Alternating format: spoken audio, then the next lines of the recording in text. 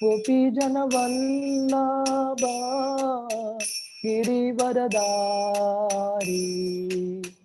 यशोदानंदन व्रज जनरंजन यशोदानंदन व्रज जनरंजन जमुना तीरा वनचारी जमुना तीरा वनचारी जयो राधा माधव कुंज बिहारी जयो राधा माधव कुंज बिहारी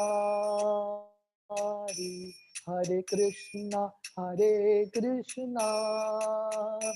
कृष्णा कृष्णा हरे हरे हरे राम राम राम हरे हरे हरे कृष्णा कृष्णा कृष्णा हरे हरे हरे राम राम राम हरे हरे हरे कृष्णा कृष्णा कृष्णा हरे हरे हरे राम राम राम हरे हरे हरे कृष्णा कृष्णा कृष्णा हरे हरे हरे राम राम हरे हरे जयो राधा गोपीनाथ राधे जयो राधे जयो राधे जयो राधे जयो राधे जयो वृंदावन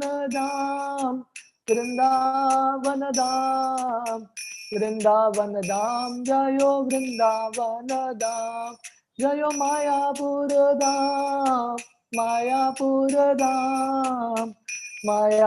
धाम जयो मायापुर धाम जय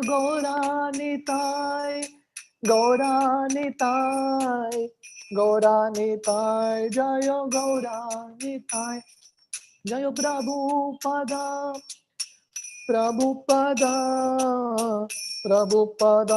जय प्रभुपदा जय गुरुदेवा जय गुरुदेवा निताय गौर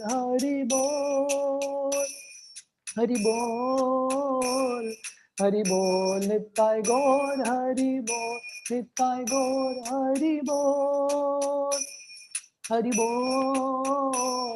हरि बोल निताय गौर हरि बोल।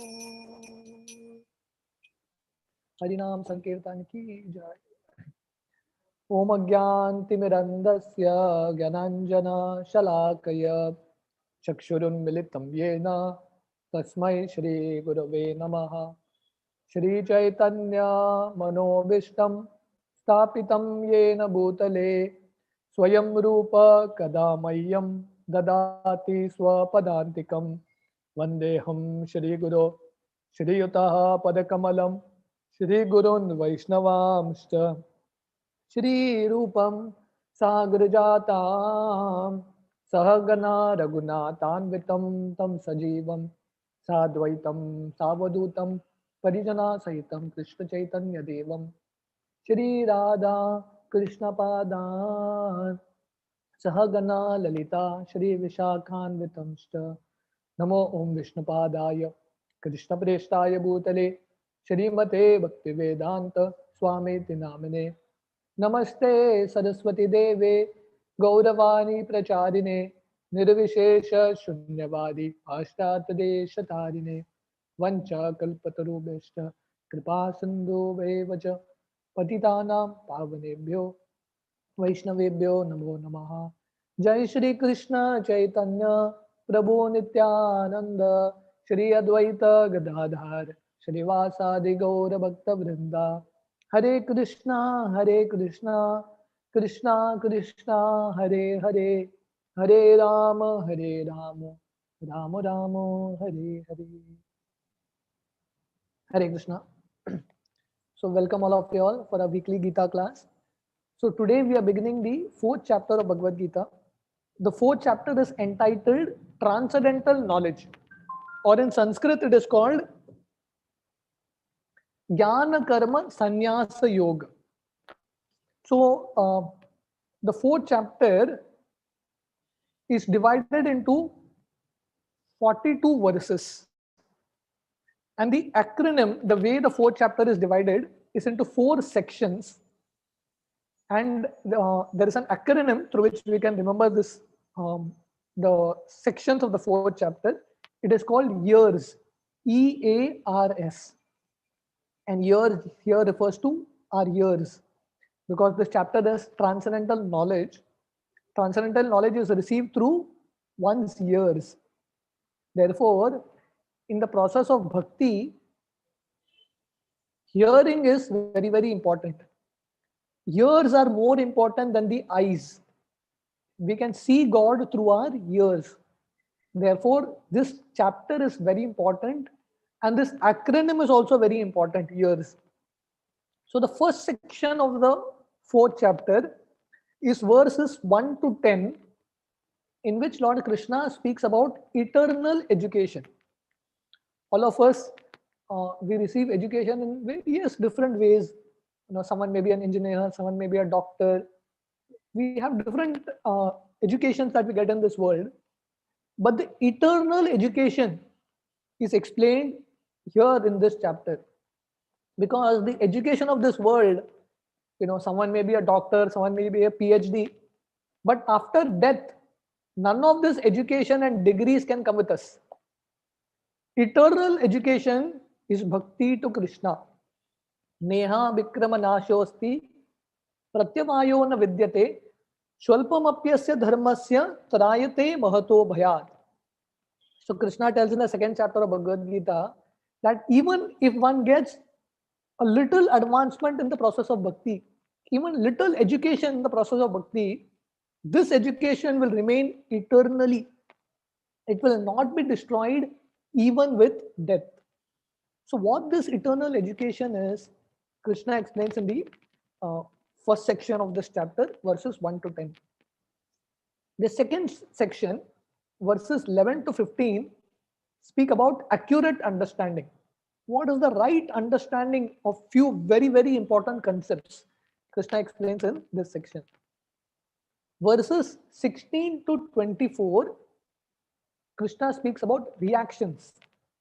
Right? What are the various karma and what are the various reactions that we get?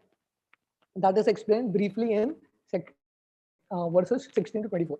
And the last section of the fourth chapter, 25 to 42, Krishna speaks about sacrifice, yajna. What are the various kinds of sacrifices? He explains in the last section. So today we'll get into the first section, verses 1 to 10. Right? So before we get into discussing verse 1 onwards, we'll take some time to understand the importance of hearing. Because the acronym for this section is ears. Transcendental knowledge is received through one's ears.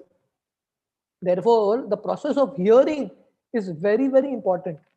In the Navvida Bhakti, the 9 limbs of devotional service, Shravanam, Kirtanam, Smaranam, Vandanam, Pada Sevanam, Archanam, Dasyam, Sakyam, Atma Nivedanam. These are the different limbs of devotional service. Hearing about God, chanting the names of God, remembering about Him, offering prayers to Him, worshipping Him, serving Him, and surrendering completely. These are the different processes. But the first and the most important of everything is hearing. Bhakti starts with hearing. Shranvata Swakata Krishna Punya Shravana Kirtana Hridayantasto hi abhadrani vidunoti sarat satam. So Bhagavatam explains that just by hearing about Krishna, all one's anarthas go away. So we have so much anartha, so many unwanted things in our heart. But when we hear about Krishna, so hearing about Krishna means hearing the katha of Krishna, the Gita or the Bhagavatam, or hearing the names of Krishna. As we chant Kirtan, when we hear the names of Krishna, the medicine enters through the ears. This Krishna Katha acts like a medicine. Bhavo Shadi Shotra Manobi Ramar. So it acts like a medicine and it cures our disease of material desires. So hearing is something that is very, very important. And the scriptures stress so much on this aspect of hearing. We can't see God with our eyes, but we can see with our ears. Therefore, reading scriptures is called Shastra Chakshu. When we read scriptures or when we hear scriptures, then we get the eyes to see God. So, even if God comes in front of us, if we have not sufficiently heard about Him, we cannot see Him. The classic example of the importance of hearing is the example of Rukmini Devi. Who is Rukmini? She is the consort of Krishna. She is the wife of Krishna, the principal wife. So the story comes in the Bhagavatam that Rukmini never saw Krishna because there's a story 5,000 years ago. There were no WhatsApp, no photographs, nothing of that sort. Rukmini never saw Krishna. But Narad Muni would come to her kingdom, the kingdom of her father, Bhishmaka, and Narad Muni would give pravachan on Krishna. He would describe the beauty of Krishna, the qualities of Krishna, the pastimes of Krishna. And Rukmini ji would go there and attentively hear. Very attentively and submissively, she would hear Krishna Katha. And just by hearing about Krishna, she has not seen Krishna. Just by hearing about Krishna, she decided, I want to see Krishna and I want to marry only Krishna. And after that, she sends a letter through a Brahmana, and then finally she gets the darshan of Krishna. So through this story, Rukmini ji is teaching us that one can get darshan of Krishna only when one does Shravan properly. When we do Shravan, when we hear about Krishna, then we can see Krishna. So hearing is very important. That's why the Vedic scriptures are called Shruti. Shruti means that which is heard. We can understand God by hearing. And then we discuss that of all 9 limbs of bhakti, the first and the most important limb is Shravanam. When we do Shravanam, when we do hearing nicely, automatically we will remember Krishna. Automatically we will chant about Krishna. If you have to speak about Krishna, if you have not heard about Krishna, how will you speak about Krishna? Correct.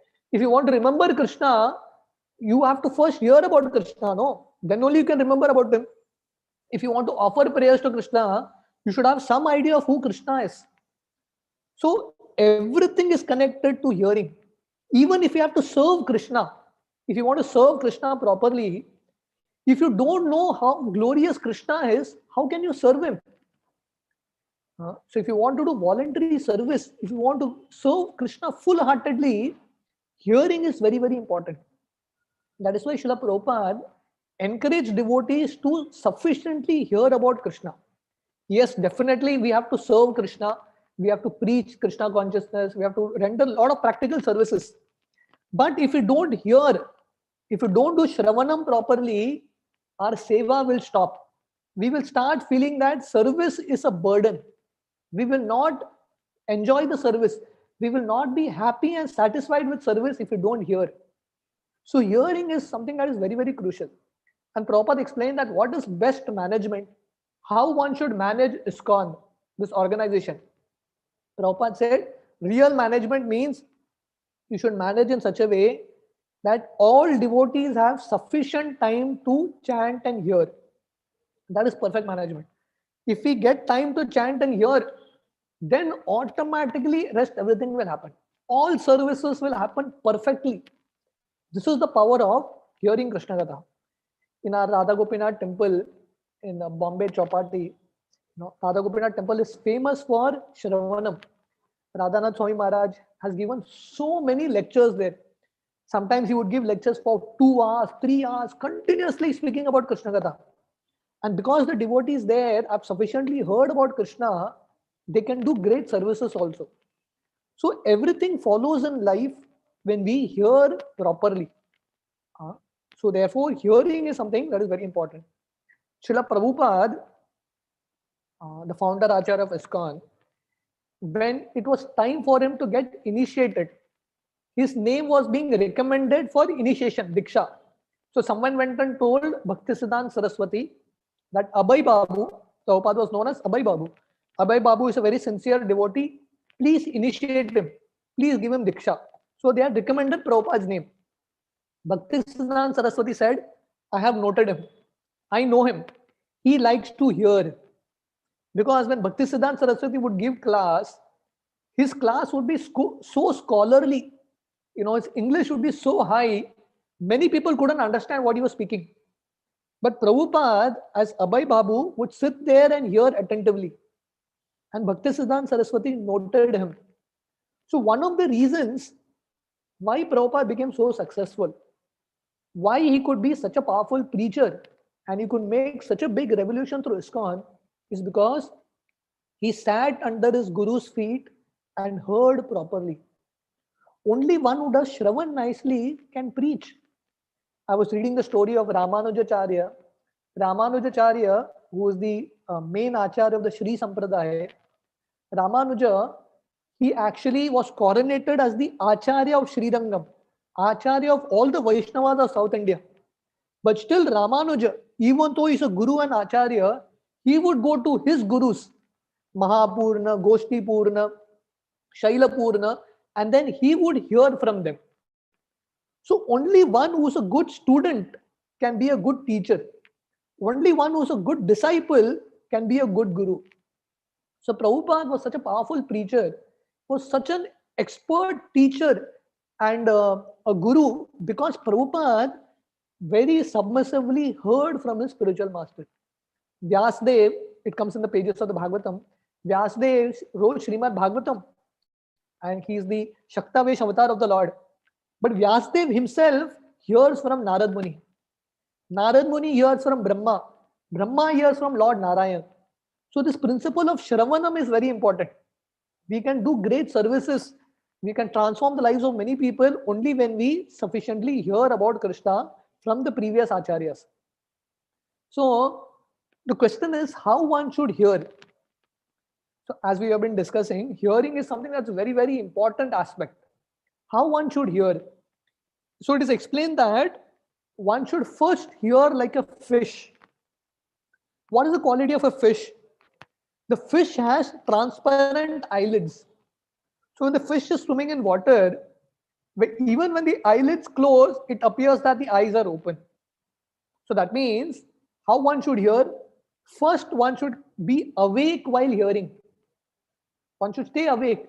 Because if you go to sleep while hearing a class, you will get some benefit, but you will not get a lot of benefit. So first, being attentive while we sit to hear. Because generally what happens in ISKCON is when you sit to hear a class, everyone dozes off. Like Nidra Devi comes there and everyone goes to sleep. When you are having prasadam, when you're participating in kirtan, no one goes to sleep. But when you sit to hear your chanting, when you sit to do your japa, or when you sit to hear a class, you go to sleep. So the first way in which we should hear is trying to overcome sleep while hearing. Trying to overcome sleep. That means if you are feeling sleepy, don't just go to sleep, do something about it. Do something about it. Either stand up and hear, go to the bathroom, wash your face and come and hear. That means you are serious about hearing. Parikshit Maharaj, he is the perfect example of how to hear. 7 days, 7 nights, he is sitting in front of Shukdev Goswami hearing Krishna Katha. He didn't doze off for one moment. He didn't go for the bathroom. He didn't go to sleep. He didn't go to eat. Nothing. 7 days, 7 nights is hearing. So someone may say, how can one remain awake without exhaustion for 7 days, 7 nights? When there is eagerness, automatically you overcome sleep. Right? If you have had a very tiring day, and at the end of the day, there is IPL that comes, India Pakistan match or whatever, your favorite movie, you will sacrifice your night sleep and watch that movie or watch that match. You will not fall sleepy. Why? Because there is eagerness. But the problem for us is we don't have any eagerness to hear. So at least we should struggle with it. That means if you're feeling sleepy, at least stand up and hear or wash your face and come. Right? One time, Radhanath Maharaj, this is a real story many years back. Radhanath Swami Maharaj was giving a Bhagavatam class in our Bombay temple, Chowpatty temple. At that time, the temple president was Bhakti Rasamrit Maharaj, who looks after a Belgaon's ISKCON temple now. So Bhakti Rasamrit Maharaj was a brahmachari at that time, and he was a temple president of Radha Gopinath temple. And Bhakti Rasamrit Maharaj in those days, he used to go to IIT Mumbai, IIT Powai to preach. And generally, hostel programs now start after 10 in the night. So 10 to 12 in the night, he would preach in IIT and then come back, take a train, come back to Radha Gopinath temple. By the time he would sleep, it would be almost like 1, 2 in the night. And again, 4 o'clock in the morning, he has to be up for the Mangalarti. Can you imagine? Hardly any sleep. And when the Bhagavatam class would go on, one day, Bhakti Rasamrit Maharaj, as a brahmachari, Devamrit Prabhu, he was sitting at the back and he just fell asleep. He didn't sleep practically in the night. Radhanath Maharaj told him, you are the temple president, you should not sleep. Immediately, Bhakti Rasamrit Maharaj stood up, he kept standing and he heard the entire class. So this is a sincere disciple. When it's time to hear, he doesn't go to sleep. Even if there is sleep that comes, sleep may naturally come, but at least he is struggling with it. He's trying to do something to overcome it. So that means we are showing Krishna that we are sincere to hear, right? That means we are valuing the Krishna Katha that is happening. Because where Krishna Katha is happening, Krishna is present there, correct? So when Krishna is present, if you are not present there, if you are absent-minded, then how much it will be pleasing to the Lord? It is in one sense disrespectful. So the first principle of hearing is trying to be attentive and awake. The second principle of hearing, this is also very important, to hear like a swan. So what does a swan do? Swan in Sanskrit is called Hansa. So Hansa, the speciality of Hansa is, if you give a Hansa milk and water mixed together, the Hansa can only pick up the milk and leave the water aside. So similarly, how we should hear, while hearing, we should be like this Hansa and pick up the essence. After every class, we should ask ourselves, what did I understand? What was the essence of today's class? So we should be Saragrahi. We should want to seek the essence of what we are hearing. So that is called seeking the essence, learning from this swan. The third way in which we should hear is like a cow. What does cow do? The cow eats grass, and after it eats grass, it keeps ruminating. Right? There is a gland in which, before it goes into its stomach, there is a gland in which it keeps eating that same grass again till it becomes more finer and finer. It removes the grass, keeps eating. If you have seen a cow, we have a Goshala in Sharao. The cow's mouth is continuously on, always eating. Even when it is not eating, what it has eaten, it is biting it. It is making it more smaller, more digestible. It is ruminating, right? So similarly, how we should hear after we have heard a class, say like today's class gets over, or if you have read something from the Bhagavad-Gita, close the Bhagavad-Gita, or after the class, you sit, take some time and keep thinking, what did you hear today? What did I read? So this is called reflecting, going back and churning, ruminating on what we heard, digesting it. Otherwise, what will happen if you don't keep thinking about what you have heard, then that subject matter will not get digested. It will get indigested. So if we want the subject matter to get digested into our system, we have to keep ruminating on it. So first there is Shravan, and then there is Manan. Manan means thinking, what did I hear today? What was this point? Now, what is the connection? What was explained? Taking a little stress to understand these principles. When we do this, that subject matter will get digested into our system properly. Otherwise, we will keep hearing so much, there'll be so much information, but that information will not become part of our system. Why? Because we are not taking the effort to invest in digesting it. So we need to put that effort. So someone may give a class and go away, but after that, the listener has some duty, right? He has the duty of thinking and reflecting. What did I hear? How can I apply this in my life? Making some connections. This is the duty of the listener. So this is the third way in which we should hear. The fourth way in which we should hear is like a monkey. So one time there was a person who was going to purchase wooden monkeys. He wanted like a wooden doll of a monkey. So he went to one shop and there were like three monkeys next to each other.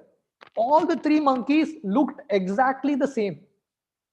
So this person asked the shopkeeper, what are the rates of these monkeys? Shopkeeper said, the first one is 100, the second one is 200, the third one is 300. This guy said, Arey, all the three monkeys look the same. Why different rates? So the shopkeeper took a straw, he put it into the ear of the first monkey, and the straw was not going in only. ऐसा अटक गया, अंदर ही नहीं जा रहा है. He took that same straw, put it into the ear of the next monkey. It went in one ear, came out from the other ear.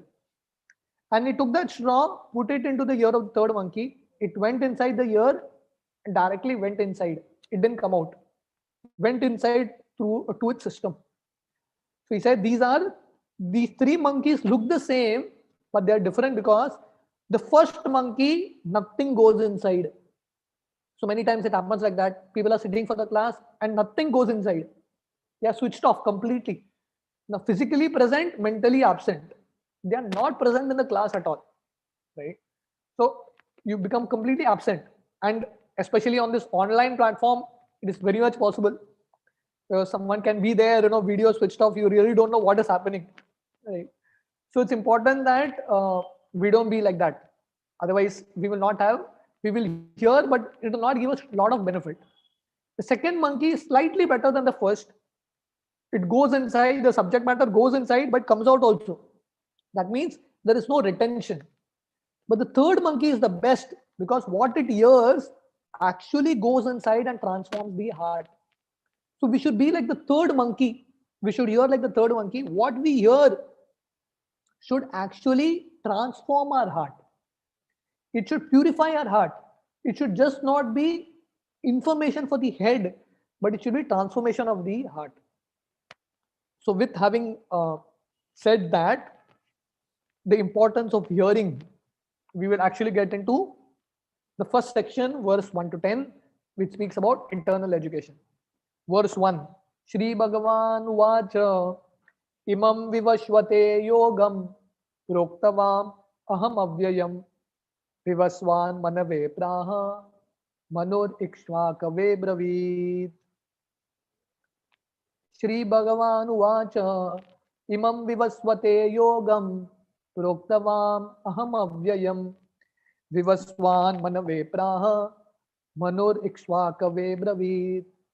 Shri Bhagavan Uvacha Imam Vivasvate Yogam Proktavam Aham Avyayam Vivaswan Manave Praha Manor Ikshvakave Bravid. Anyone would like to recite this verse? Anyone would like to recite this verse? You all can raise your hand.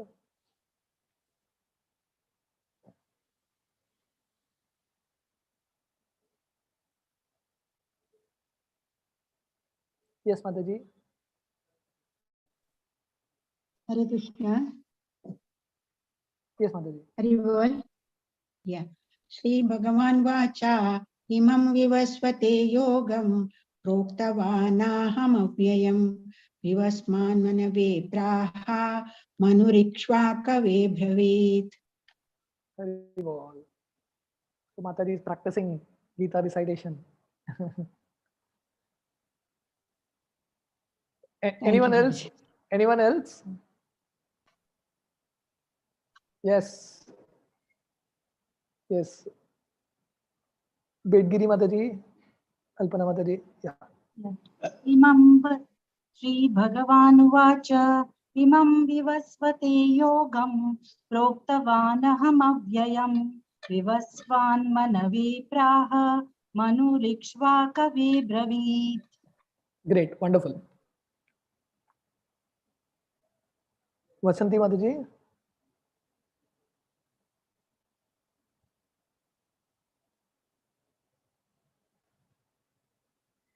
You can unmute.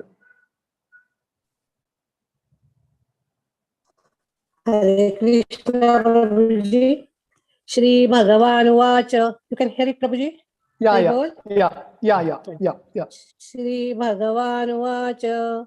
Imam vivasvate yogam proktavan aham avyayam vivasvana manave praha manu ishvakave abravit.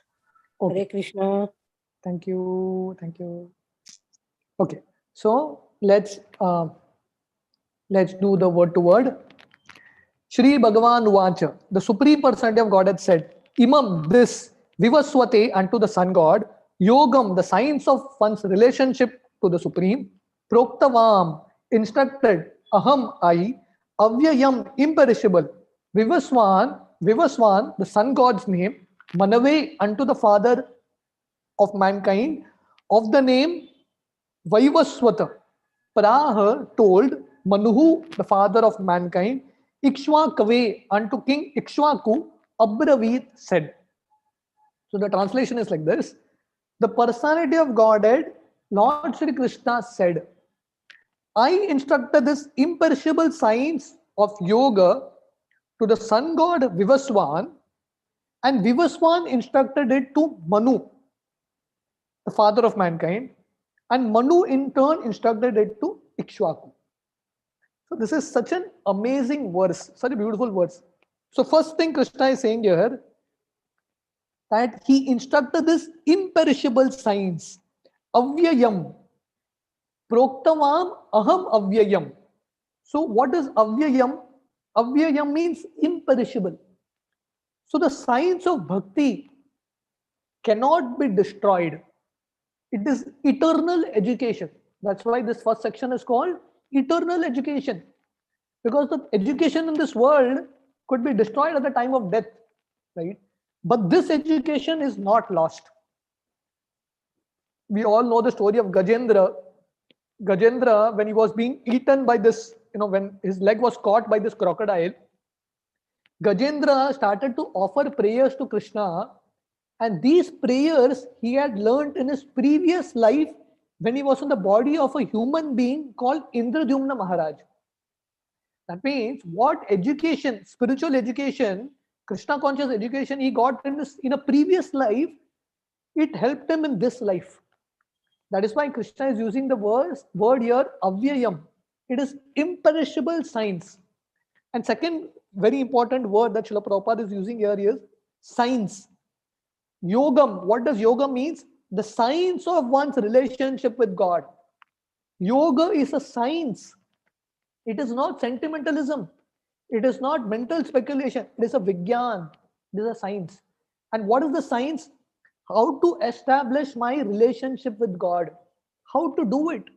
That science is here. That technology is there in Bhagavad-Gita. We have so many other technologies that the world teaches us. So many engineering institutes, so many IITs teach so many different technologies.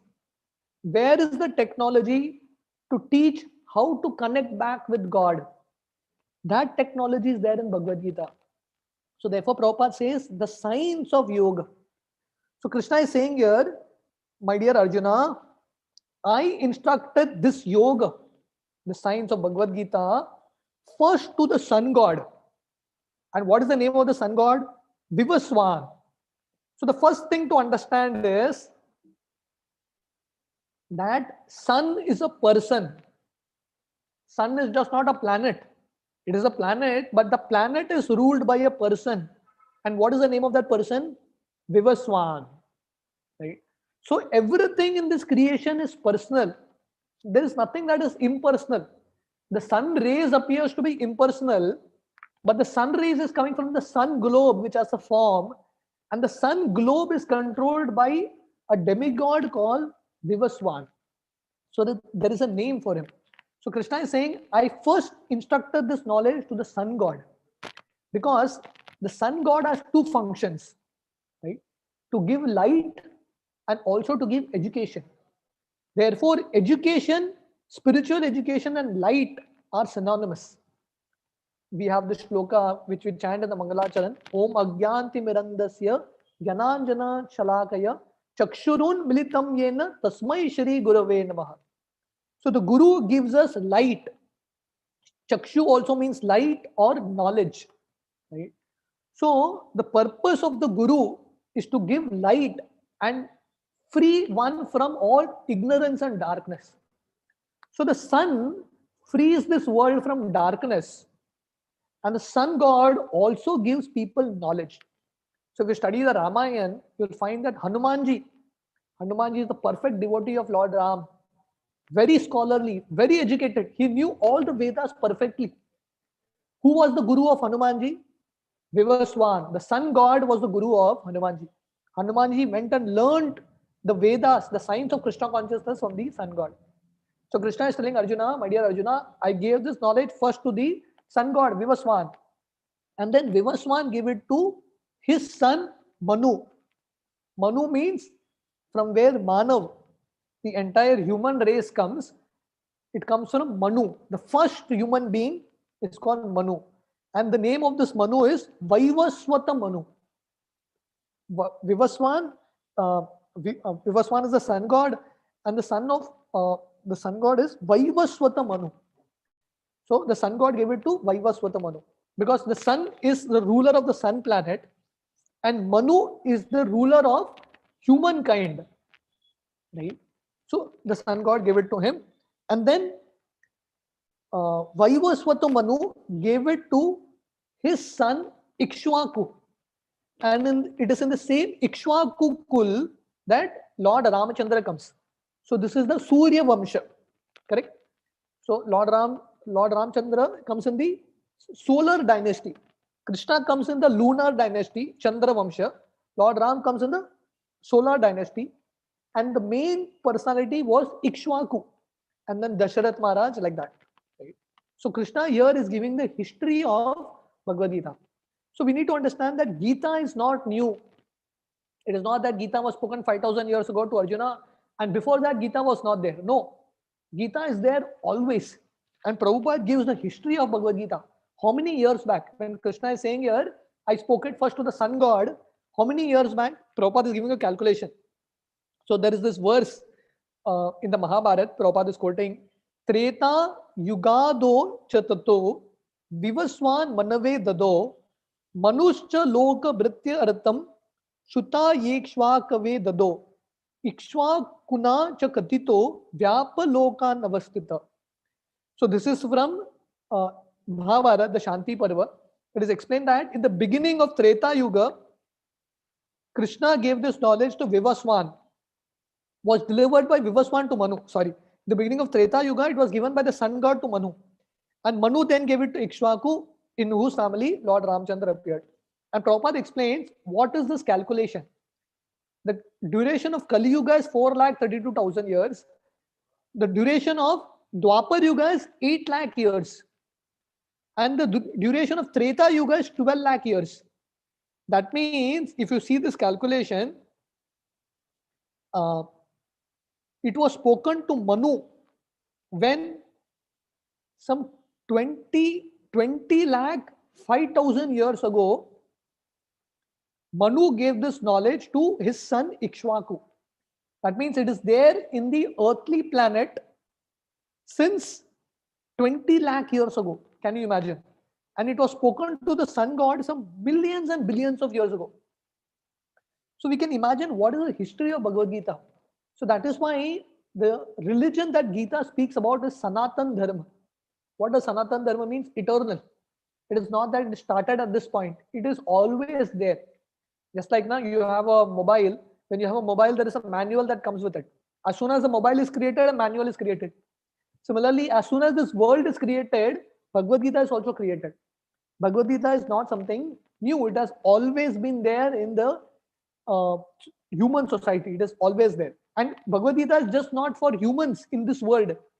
It is for everyone. It is a universal book. That means it is just not for people in Earth, in India, America. It applies for everyone. Whether you are on the sun planet, whether you're on the moon planet, in the heavenly planet, wherever you are, Gita is equally applicable everywhere. Time, place, circumstance, everywhere Gita is applicable. Right? And the third principle that we can understand through this verse is Krishna is also eternal. Many people have this question, who came first? Krishna came first or Ram came first? So because Ram came in Treta Yuga, Krishna came in Dwapar Yuga, so Lord Ram is greater than Krishna. People have all this logic. But here Krishna is saying, what he's saying here, my dear Arjuna, I gave this knowledge to the sun god millions and trillions of years ago. How? Because Krishna is an eternal personality. So he came 5,000 years ago, but it doesn't mean that before that there was no Krishna. Krishna is always there. He is eternal. Right? So Srila Prabhupada explains in this purport here actually one very important principle, that Bhagavad Gita is meant for rulers. It is meant for kings. It is meant for the leaders of society. Sun god is the leader of the sun planet, right? And Vivaswan, the sun god, Manu, Ikshvaku, they are all leaders of society. They are all responsible kings. So when the responsible people, when the leaders understand Bhagavad Gita, automatically the citizens will take it up. Yadyat acharati shreshtas tattat eve tarojana. Whatever a leader does, the common men will follow.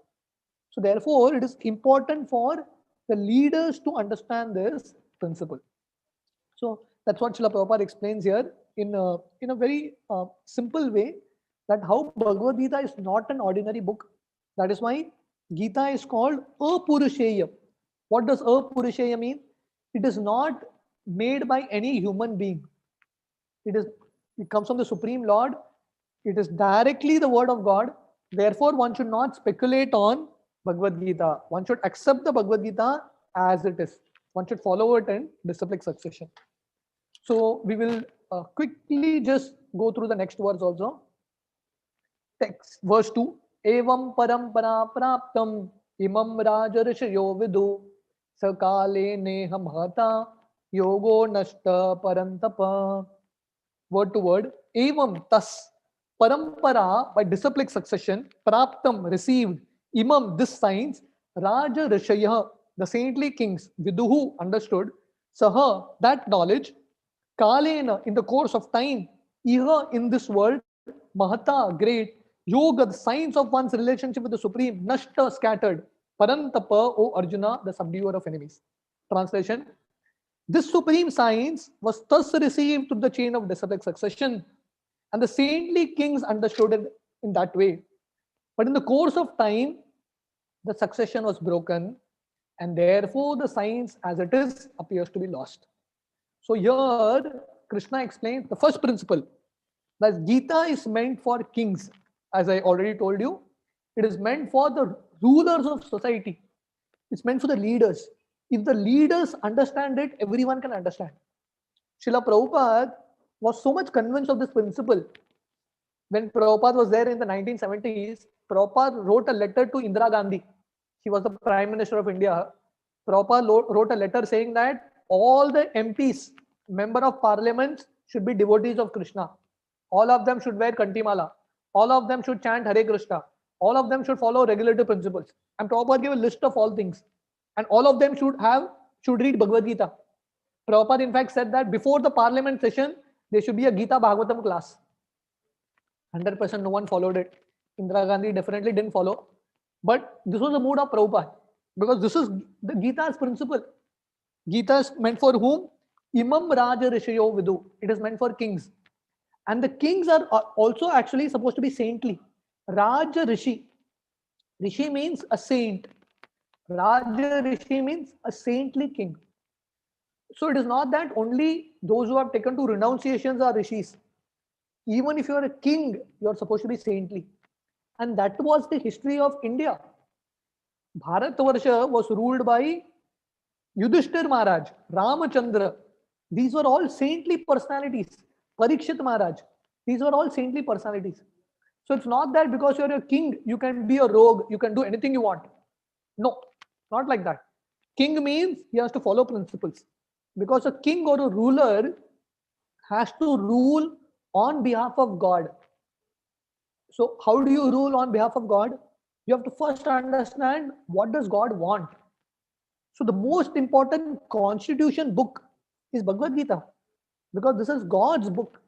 If you don't understand the principles of Bhagavad-Gita, how this world functions, what is right, what is wrong, how will we guide people? So therefore, it is very important for the kings to understand this. It's very important for the leaders to understand this. So none of us may be kings right now, but all of us are leaders to some extent, right? We influence some people, some society, our family, friends. We have some influence. So it is very important that we get educated in this direction.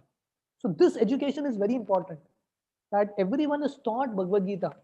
Because if you understand these principles, you can live life properly. And Prabhupada explains here, this human form of life is so rare. We can't waste this human form of life. And in order to make it successful, it is first important for us to understand how to make it successful. And this is the guidebook for all of us. Right? And the next very important point in this verse is the word parampara. Krishna says here, evam parampara praptam. So this knowledge of Bhagavad Gita has to be understood in parampara. And Prabhupada in this entire purport is stressing on this verse only. Krishna spoke this knowledge to sun god millions of years ago. Why does Krishna have to speak it again to Arjuna 5,000 years ago? Because it was lost. In due course of time, it was lost. And what does it mean it was lost? It means that the verses of Gita were there, but the message was lost. Interpretation started to come. So therefore, Krishna speaks it again. And Prabhupada writes here, in that same spirit, Prabhupada is mentioning, I have written the Bhagavad Gita. Because there are so many people who have written interpretations on Bhagavad Gita, but none of those interpretations are correct. People have written about Gita, but they have not written about Krishna. How do you write something about Bhagavad Gita without mentioning Krishna? Prabhupada once went to a Gita Sammelan that was arranged. And Prabhupada saw like a lot of people had been assembled there. And there was a stage that was put there. And on the stage, there was a lamp that was burning. Prabhupada said, what kind of Gita Sammelan? Gita Sammelan, not one picture of Krishna. What kind of Sammelan you all are doing? This is the problem. People quote the verses of Bhagavad Gita. People take advantage of the name of Bhagavad Gita, but they give their own interpretation. The message is theirs, but the name is Bhagavad Gita. Because if you write your own book, people will not read. If you say Bhagavad Gita, people will read. But that is not the message of Gita. That is people's interpretations.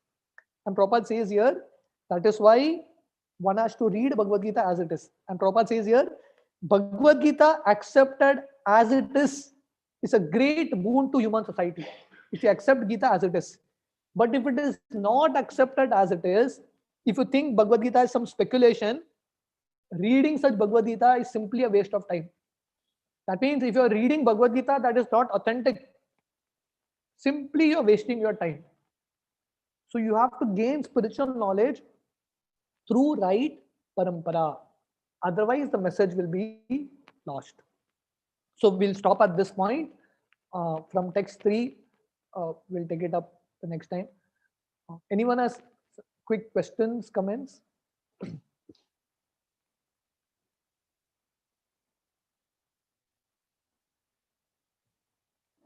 Yes. Yes, Mataji. Prabhuji, Hare Krishna. All these Yeah. 700 slokas were spoken to Vivaswan and that day also, those time also. All karma kanda jnana, karma Yeah. yoga kama. See, it may not have been exactly the same, but the theme is the same. The theme is the same. Essence. Essence is the same. Just like now, Krishna speaks Bhagavad-Gita here in battlefield of Kurukshetra to Arjuna, and before Krishna winds up his pastime, he speaks Gita again to Uddhava. It's called Uddhav Gita. So there you'll find the shlokas are different, but you'll find the same themes coming again and again. The same essence, the same principle is there again and again. The shlokas may vary, right? But that essence is the same, right? The content is actually the same, which is there. Thank you, Prabhuji. Any other question? Any other comment? Okay. Thank you very much. Hare Krishna.